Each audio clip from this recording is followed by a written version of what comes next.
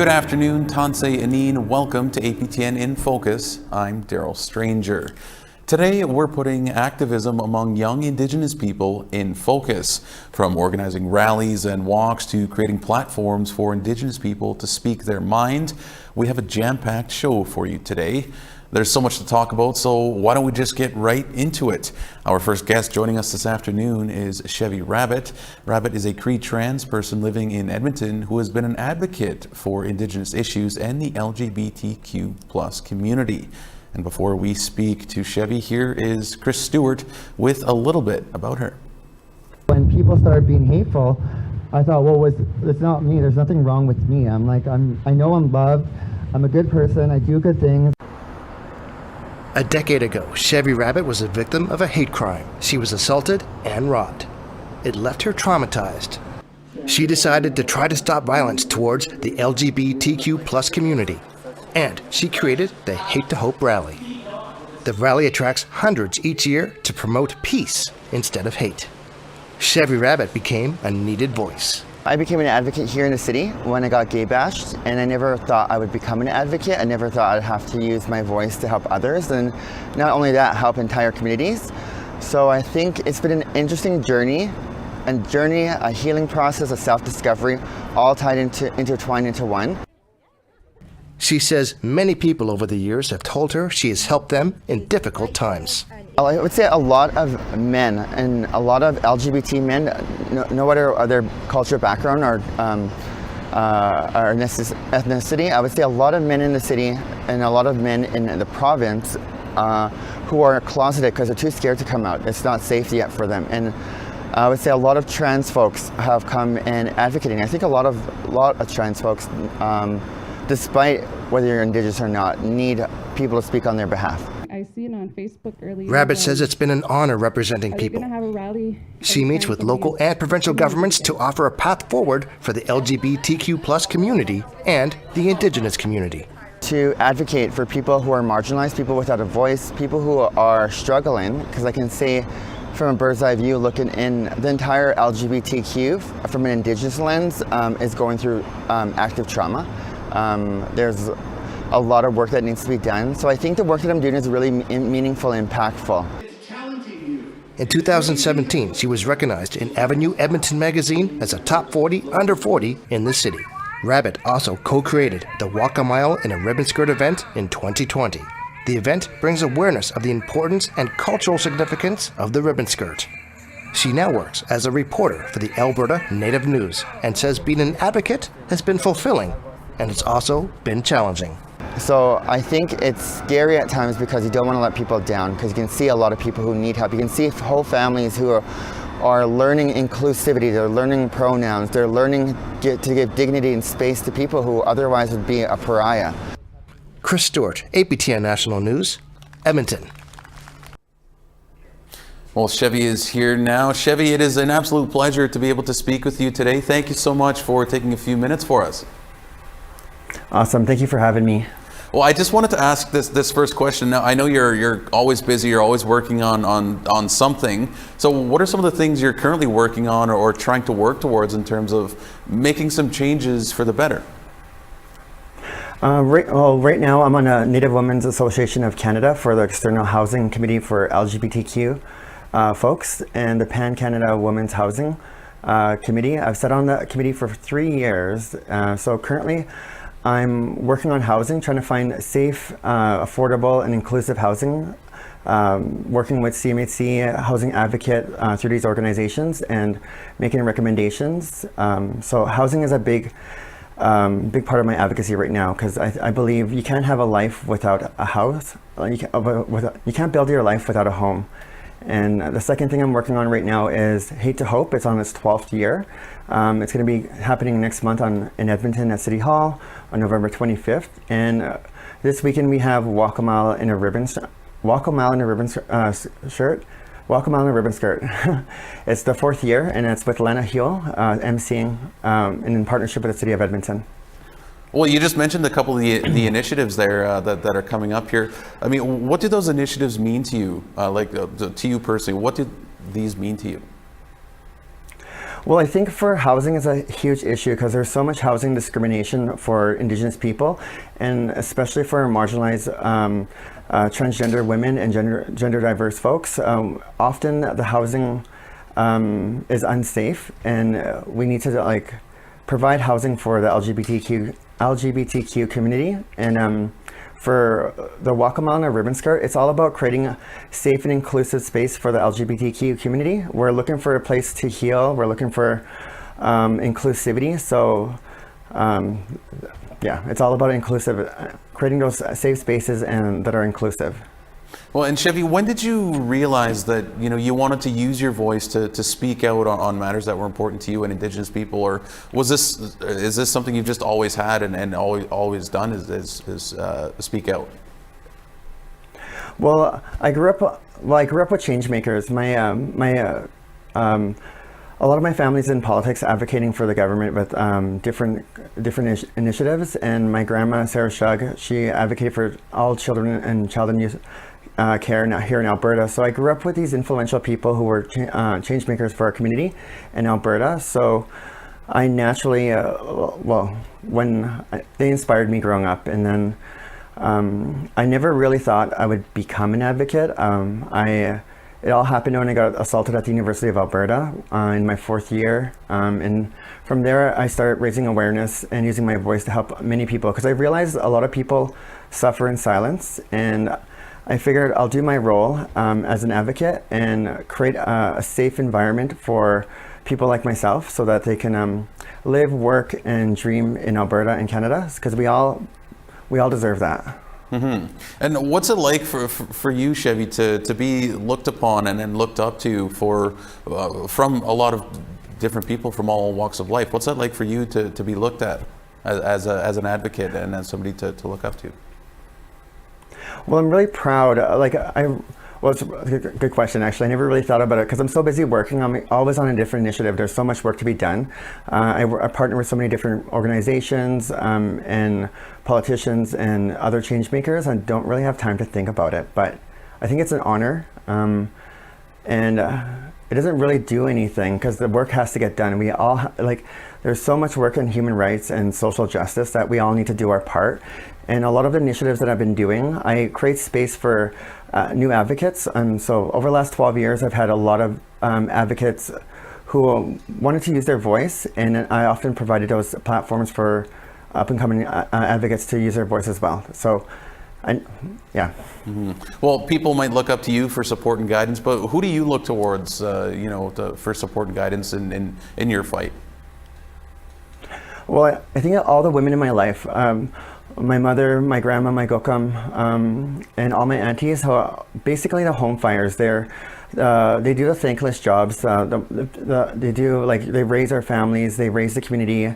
They inspire me. So when I think about the people who inspire me, it's all the women in my life and all of the home fires. Those people who keep our families safe and yeah.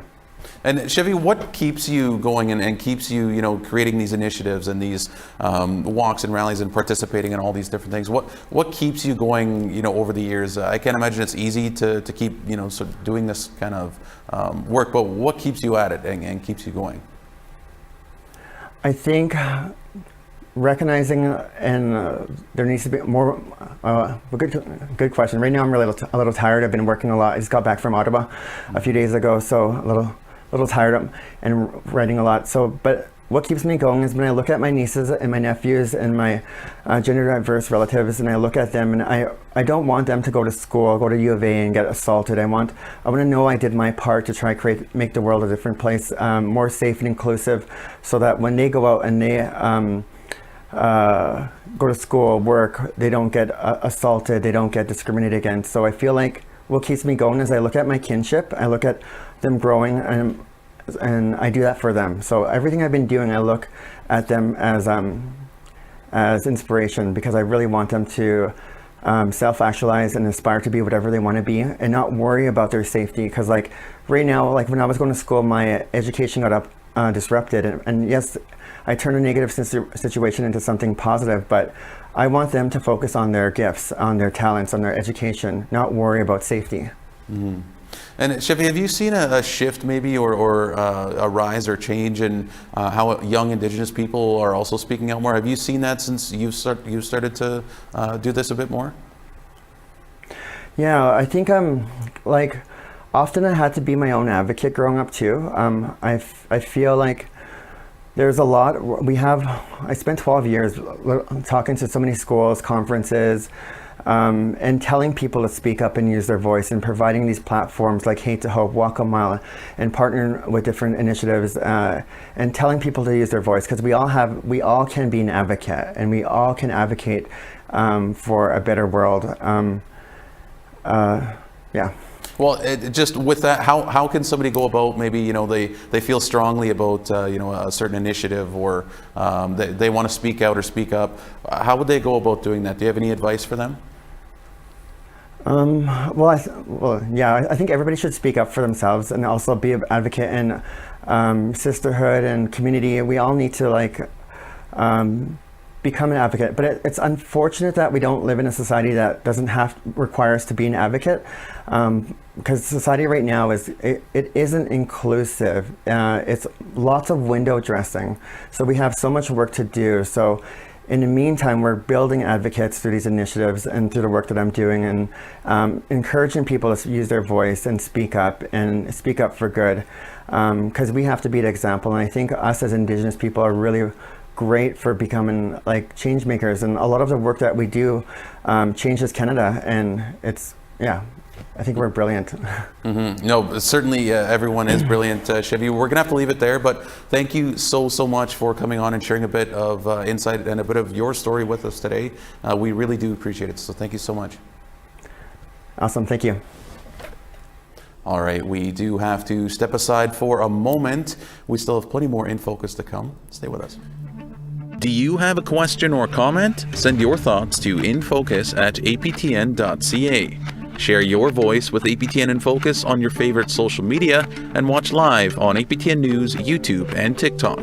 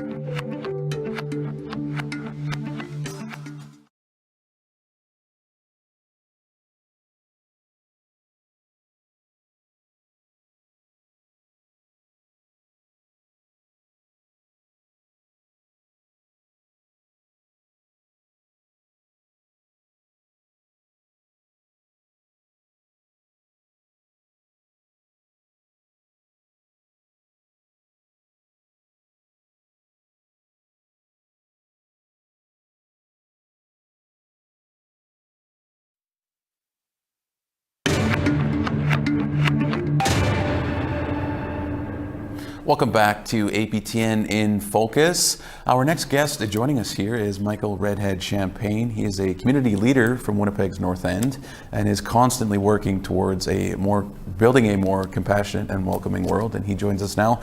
Michael, thank you so much for being here today. We really do appreciate it. And I know you're busy with a lot of different work and initiatives, so we do appreciate it.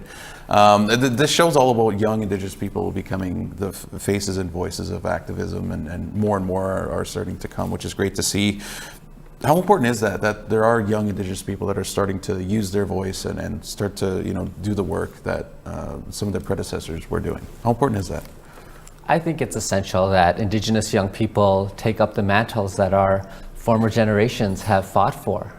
Even for me being here on this show today, it's important for me to say that I'm not here to speak over youth voices. I'm an advocate for children, youth, and families, and so I make space for young people that have that lived experience in different systems so that they can have a say in the solutions that impact them. Too often Indigenous young people have systems or people or decision makers doing things to them or deciding things for them.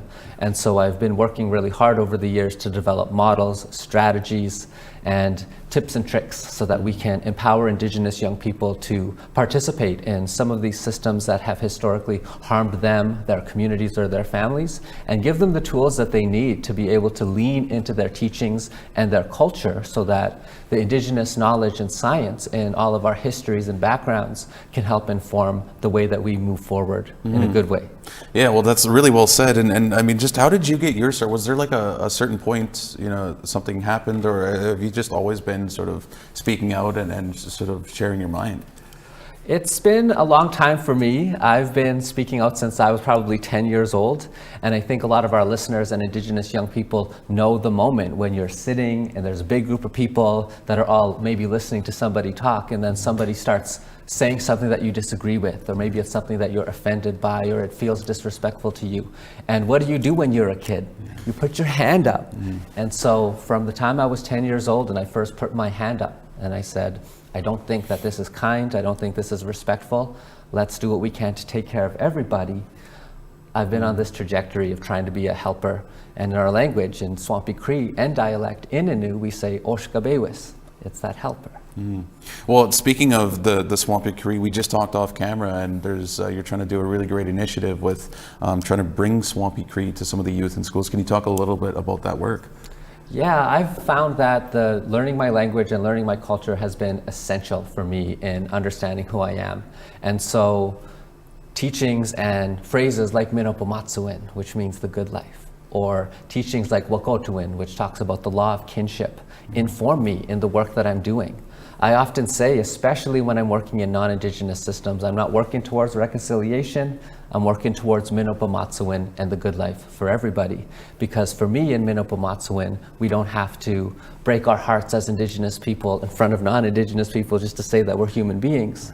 In Minopomatsuin, we get to be our full, authentic selves. We get to laugh loudly, we get to joke, we get to smile, we get to visit, we get to share food, and we get to share language and culture. And so at the St. John's Library in the North End of Winnipeg, those librarians already have a great relationship with many of the students that are struggling with child welfare, even in their education, maybe even in the justice system as well. And many of those children could benefit, many of those students could benefit from learning their language. And so this past summer, we were able to create the Inanimotan Language Nest at the St. John's Library, where we were able to meet once a week to talk about the language, learn how to introduce ourselves, learn different types of, we had a CD player, we called it Grandmother Kukum on the CD player, who was teaching all of us beginning language speakers how to speak, and then we would share that with one another. Right, and so that's really how we approached it. But we're trying to just take advantage of the tools and resources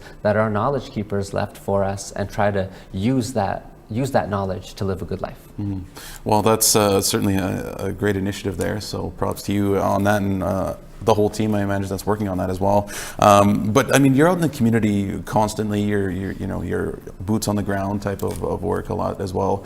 What are you seeing in the community? What are they saying about some of the needs or lack thereof of some of the things that maybe they do need? One thing I see constantly that Indigenous young people are asking for, and this maybe is a Manitoba phenomenon because of the high rates of child welfare that Indigenous young people are experiencing here. But I often see Indigenous youth talking about the importance of connecting with their family and building a strong network of kin.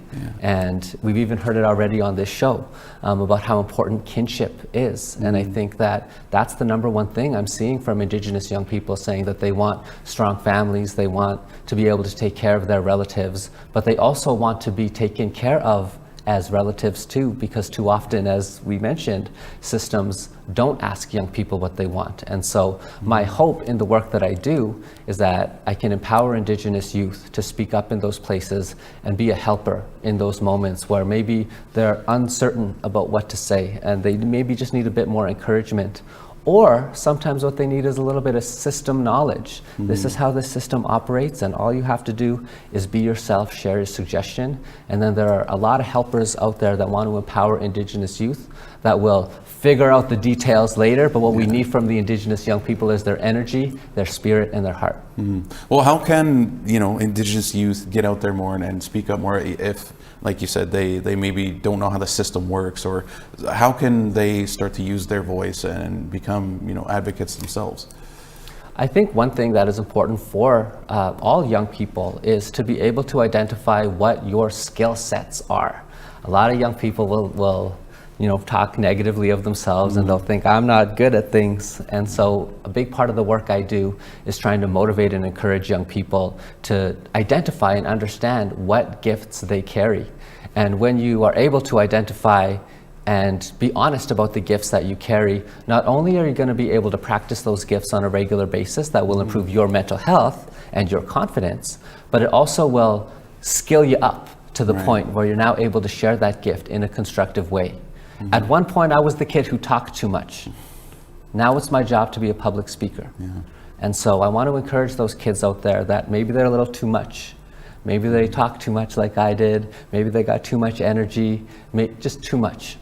And for those kids that are too much, you're not too much. You just have a big heart, and we need to find the places to put your energy and your gifts. And I think that often activism is a great place for those young people, if only they have the adults and the supporters to guide them in a good direction and make sure that as they are sharing their suggestions and their energy and their ideas and their enthusiasm and their impatience, because let's be honest, we all know young people, that they are supported and that they have the knowledge and the mentorship that they need to make constructive decisions that allow them to live that good life we were talking about.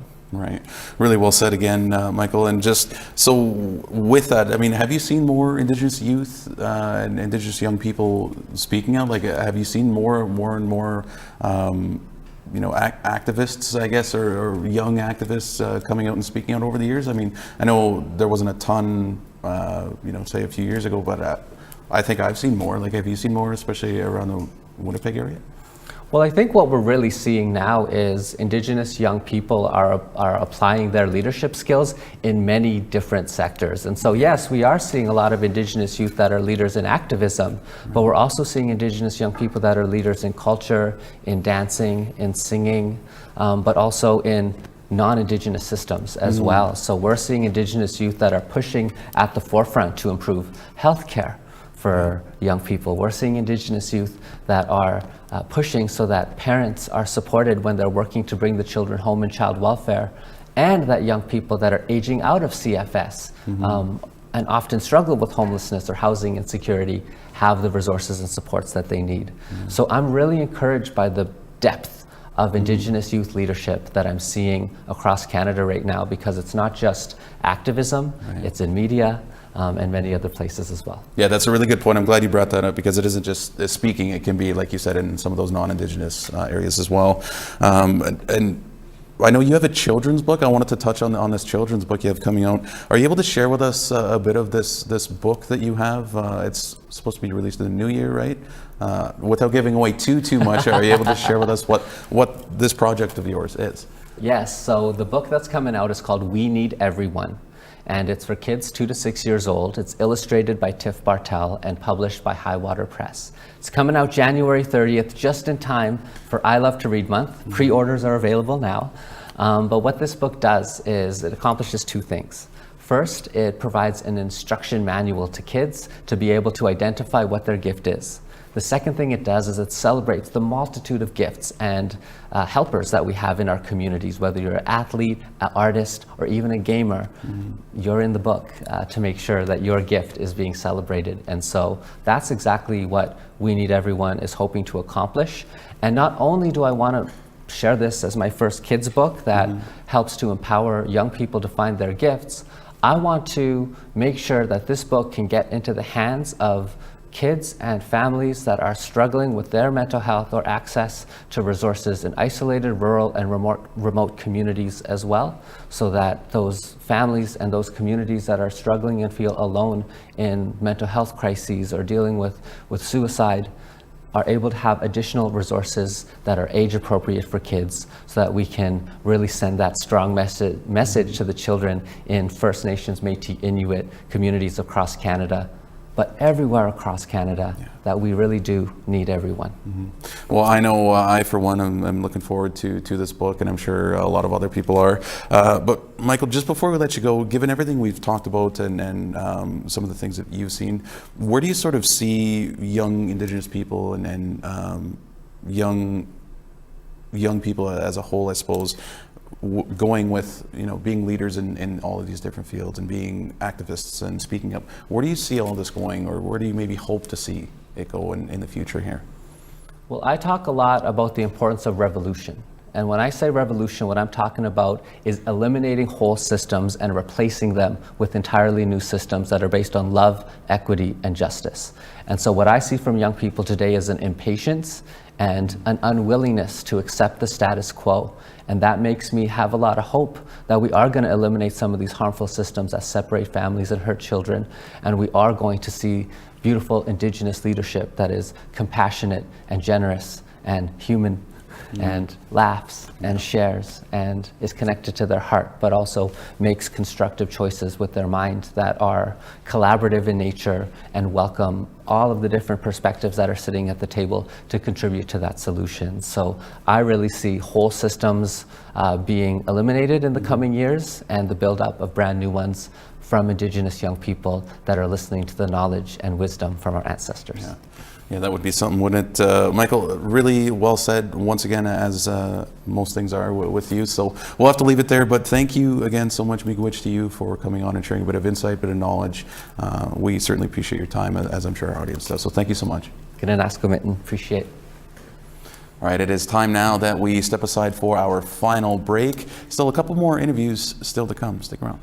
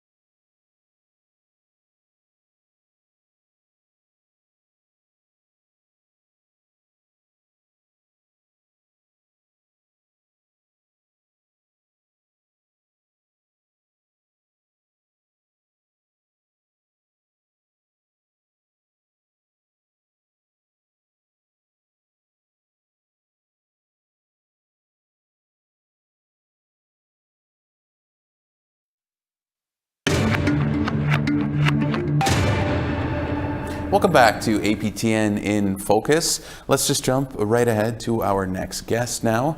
Sadie Phoenix Lavoie is a 23-year-old Anishinaabe Two-Spirit from Sagkeeng First Nation in Manitoba. Sadie has worked on numerous student-led initiatives, including the Indigenous Course Requirement and the Fossil Fuel Divestment Campaign. Sadie, thank you so much for joining us here today on APTN in Focus. Now, the show, it's all about Indigenous youth and them becoming the faces of activism and voices of activism, really. So my first question for you, I thought I'd keep it simple, and why is it important that Indigenous youth and more Indigenous youth use their voice and speak out? I think that's a great question because honestly, like, the future is what we make it, and in a lot of sense, our voices like lead the direction as to where we want to go as like an Indigenous community. And you know, we've had elders telling us to speak up, and so it's really important for us to find our gifts and figure that out and to spread that outwards and to better community and to find our purpose.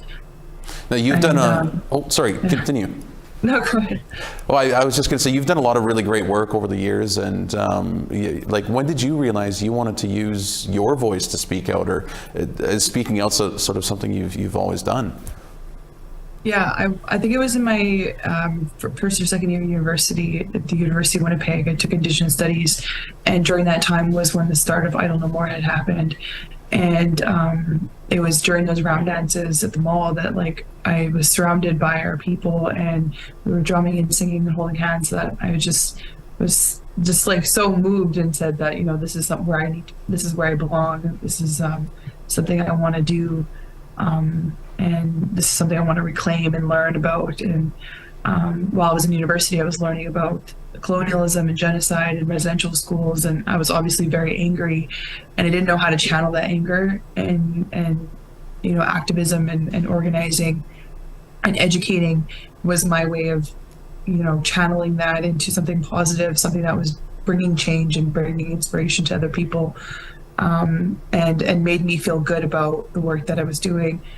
And like people were saying, you know, like the things that I was saying and was sharing truth. And so once I started learning that, like, of my clan, being a Turtle Clan member, and learning about my spirit name, and going on that journey of like reclaiming my identity as an Indigenous Anishinaabe Two-Spirit, you know, I really kind of like stepped into these roles, and I honestly didn't know where it would take me, and it's been a journey, and it's been a great journey, and I'm very thankful for the work that I've done and the people I've surrounded with, my community. And you know, it's really hard to say like where I'd be if I wasn't active. And so, if anything, it's like community organizing and activism has really saved me and made me feel like, you know, I belong here, and I have a higher purpose. And so really it's just kind of like sharing that message of like hope and resilience, and reclaiming what was taken from us and trying to change things into a positive way. Yeah, even though that we were dealing with so much trauma and having to heal and having to go through this journey, you know, we could do it together, and we can help figure things out and challenge the oppressors and try to like figure out like what do we need to do, what is their vision, what is our goals in life, and how can we help each other achieve that. And sometimes it's having to be a resistor and sorry for the language, but like sometimes it's having to kind of get people to see what they're failing to see or refuse to see, and helping people in that process of learning and learning, and yeah, just centering community in that. So then, as you go through this journey, who do you lean on for support and guidance as you go about this? I lean a lot on my friends. I have a lot of great friends that also do a lot of the same work. You know, we've kind of built a network, a chosen fam of like, you know, other radical youth, other people's just like ceremony folks, elders, you know, just people that care and understand the frustrations you're dealing with, you know, and people you can celebrate these victories with. And sometimes it's kind of, it's draining, and it can be like a lot of burnout. having to deal with, the constant struggle of oppression and having to fight and not fully get what we deserve, and having to have somebody there that is understanding of what we're all going through, and making sure that we're taking care of ourselves and doing self-care, and it's mainly a lot of like community care, and that I've had a lot of bumps along the way, and it's community that's really like helped me lift me back up and kept me going. So it's just kind of a reciprocal relationship with community of giving and help, getting help and received help from other people, and people, even strangers, have helped me out along the way. And so it's like, it's definitely lots of struggles, but also like there's lots of great moments of just joy and happiness of being together and working hard together. But yeah, it's definitely lots of friends and lots of community folk. Well, and Sadie, you were also one of the co-founders of the Winnipeg-based Red Rising magazine, which gives Indigenous youth a platform to share their perspectives and experiences to a broader audience without censorship, which I think is a big key there. How did that whole idea sort of come about? Well, it was this, I think it was like we were a bunch of group of us that were like hanging out, and we had all these like little plotting sessions, we call them, and we would just basically we would just eat and talk and share ideas of things that we want to do, or things that we think that are really important to us as young people. And we just felt like, we needed to have control over the narratives of what was being shared about Indigenous peoples, and we had stories that we wanted to talk about that were positive, or actually coming from us, from a lived experience, and sometimes it's like having to go through these filters of media, it doesn't actually get the whole story. And so we wanted to figure out a way to uplift young people to share with their stories directly from them, without having to be worried about having their quotes edited or cropped, or like they basically have control of their whole story and how they want to share it. So we just do call outs and shoulder tapping on people that were making really, really important perspectives, I guess, on social media, and it just kind of grew in that way. And I think it was really great that I feel like in a sense, like it started a lot of community dialogue that we needed at the time. And we just kept going and going and going to see like how far could we go. Like we honestly didn't know how many issues we would do, and a lot of the work that we were already doing stuff in the community already, and at that point it was just kind of like, the community really supported it and funded it, and a lot of the young people like felt like they were reflected by it, and a lot of the schools really were like needing this type of information, because like reconciliation was a big topic during these times. And so it's like it gives a kind of a glimpse into our realities outside of just mainstream media or scholarly work. So it was really great. And you touched on it a little bit, but what was the feedback like on it from the youth that were using it, but also the communities and the people that were consuming that and reading that? What was the feedback on the magazine? Yeah, I mean, some of the stories, some of the people that had written articles or submitted some of their work, it was like the first time that they ever shared some of those stories to anybody. Like not even to their families. And so for them, it was like a process of healing and relief to say like, I was able to kind of give myself power and show like that there's people out there that go through the same experiences that I'm going through, to kind of get that recognition of shared experience.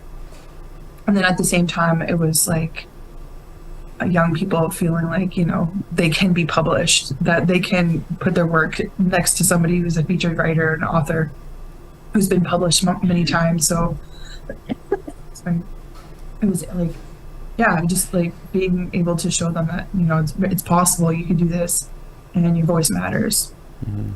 And Sadie, what are some of the other ways that Indigenous youth can use their voice to speak up? Like, what advice would you have for them if they feel empowered about a situation and they maybe want to use their voice and to speak up? I feel like getting involved with different types of groups of people that are doing kind of community work on the front lines, educating yourself and trying to find things that are like what is missing and how to trailblaze or like find the things that like what do we need to work on and to be more inclusive, or what are things that I care about that like I need support on, and trying to build coalition groups. Really it's just kind of figuring out how to like connect everybody together on a particular issue and build momentum, and to not get lost in some of the like backlashes that might happen, because it's just gonna bound to happen. So there's going to be ups and downs, and so I always think like as long as like everybody is like agreeant of the principle of what you're trying to do, and people can disagree on like strategy or tactics, like don't get caught up on that, and just say if you're trying to do good work and you're trying to revitalize or stay connected to your culture, to your people, to young people, and learn, you can't really go wrong in that sense. So every effort is really beneficial to the community as a whole. So it may seem like a small action, but overall in the big picture it's very meaningful. And so I don't want people to feel discouraged by some of the work, or to find different areas that like need attention and need people to be focusing on. And so a lot of stuff was like community service work or volunteering, and just getting involved and getting to know our community members, getting to know our relatives, and finding the people that have the funding, or like people that have like the resources, and just kind of being strategic in that sense. But overall, like just staying I guess focused on the principle itself is you're trying to uplift, you're trying to empower and spread gifts, and show that people are valuable, no matter what it is, and that we're all leaders in our own way, and to just keep working hard as much as possible, and to take care of ourselves and of each other, and hopefully eventually we'll get to where we need to go, in terms of like the vision of where Indigenous young people will see us as Indigenous communities. So I mean, I just hope that like young people understand that they have value, and that they have something to offer, and they have gifts that should be shared, and for other people to listen and to make space for them, and to accept Indigenous leadership, especially young people, because they have so much to offer, and there's always so much more that we can do, just as long as like people aren't like not getting in the way of things. Mm-hmm. Well, that's really great advice, Sadie, and really, well thought out, and everything that you've said today, I'm sure a lot of our audience is going to take to heart. So we'll have to leave it there, but I want to say thank you, Miigwech, to you for, again, sharing a bit of your story, and we really do appreciate it. So thank you so much. Thank you, Miigwech. Thanks. All right, and joining us from our bureau in Vancouver now is Palaxelia, so I apologize on the pronunciation on that, Lorelei Williams. She is a longtime advocate for murdered and missing Indigenous women and girls. Lorelei, thank you so much for being able to join us here today. Now, first off, I just wanted to ask you about, you just completed a tour with your dance troupe of Butterflies in Spirit across Latin America, right? Can you tell us about that? That sounds super interesting. Yes, thank you for having me. I went on a tour with my dance group, Butterflies in Spirit, in Colombia and Mexico. We did about 5 performances, 3 in Colombia and 2 in Mexico. But we also met with some Indigenous groups over there and talked about this issue. It was such an amazing tour. we got to meet the Otomi people and the fight that they're fighting down there, and yeah, it was just an amazing experience. And with our group, we have some Indigenous dancers from Canada, but we also have some dancers in our group from Mexico as well. It was an amazing performance. So Lorelei, what did you take away from that, with the dance, but also having discussions about MMIWG? What did you take away from the trip there? Well, we met with a few different people from government, the community, advocacy groups, and we took a lot away from those as well. We shared the issue of MMIWG2S here in Canada, and they were shocked to hear about these issues. We also shared the issues of the residential school system and what they did, the racism in Canada, and they shared their issues with us as well. So we made connections with the government, those advocacy groups, and we built amazing relationships with them, and we just want to help each other and support each other on this issue. Down there they actually call it the disappeared. So when they search for their disappeared, there's a lot of violence down there, and being in Colombia and Mexico, there's a lot of people doing work down there. The families are searching for their loved ones, where they're actually finding human remains and bodies. So the work that they are doing down there is amazing. The UN has actually acknowledged that they're quite far ahead than anybody else in the world on searching for the disappeared. So yeah. And how important, Lorelei, is it that we are building those connections between different countries and different groups of people, but we all sort of have the same issue and are facing the same issue? How important is it that we make those connections, like you said? I think it's very important to connect with these two countries specifically because they're so far ahead on searching for the disappeared.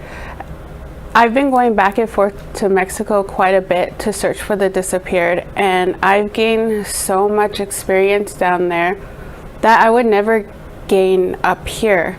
Like when I joined the National Brigade and the International Brigade, we searched for the disappeared and we found human remains. The first time I went down, we found human remains.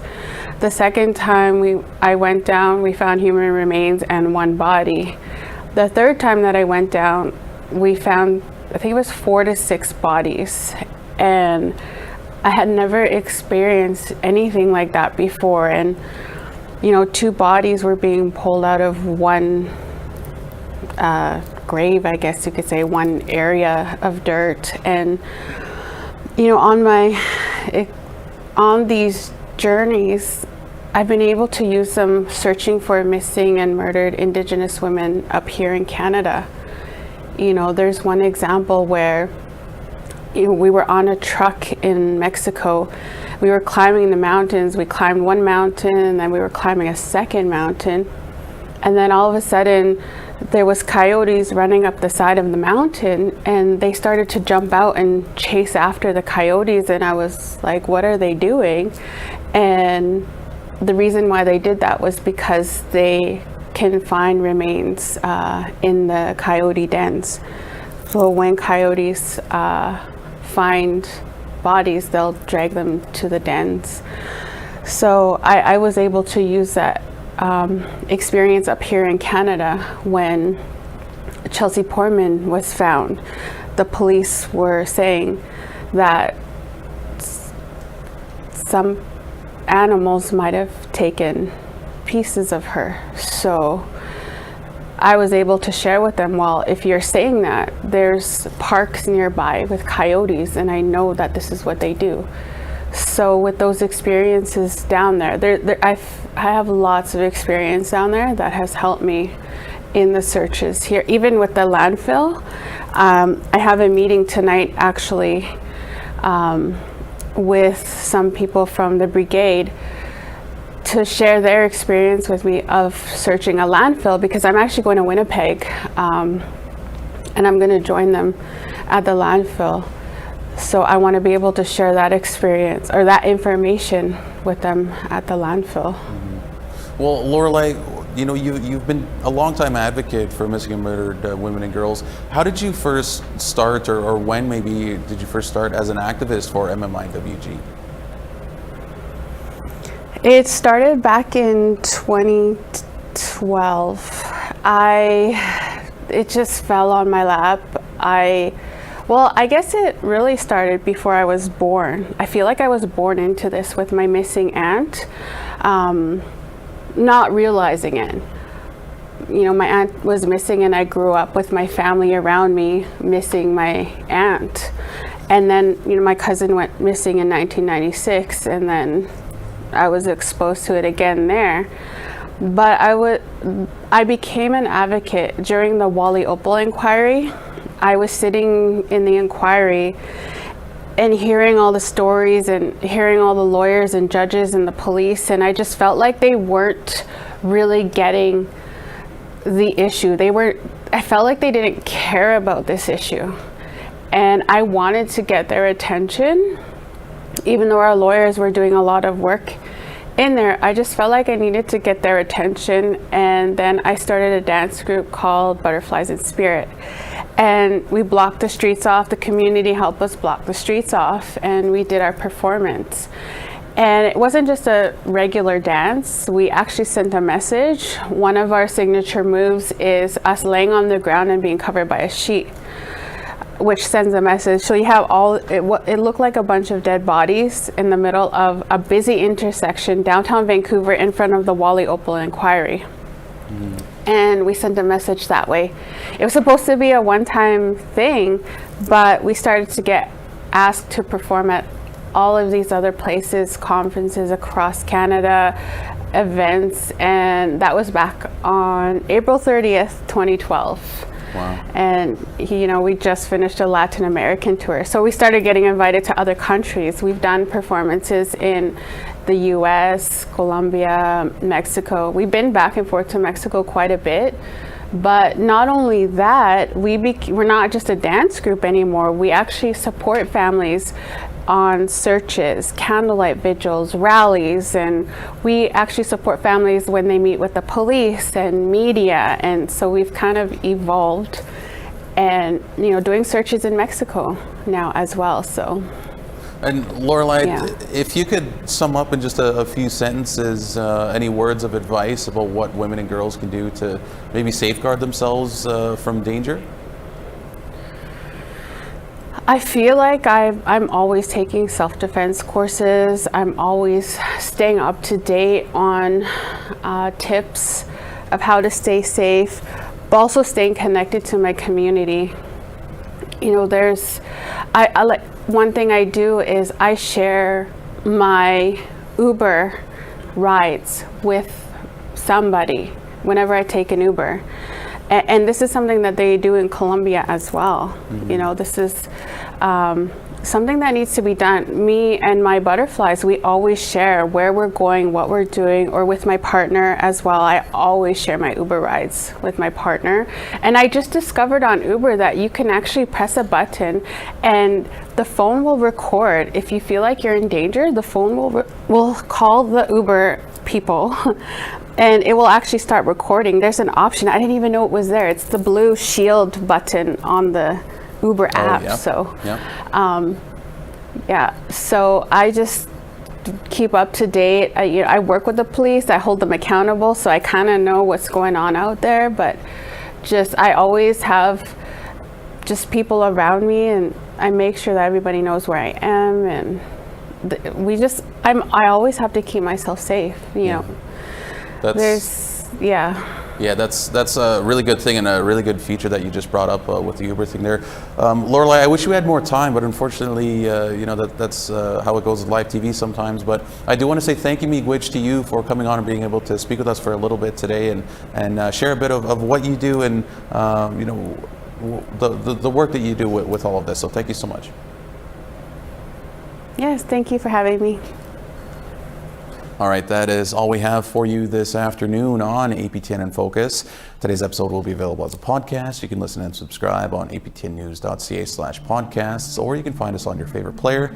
And if you missed any of our past episodes and you want to catch up, you can find them and more on aptnnews.ca/infocus. Thank you to all of our guests for joining us today, and thank you as well for tuning in. Have a great afternoon.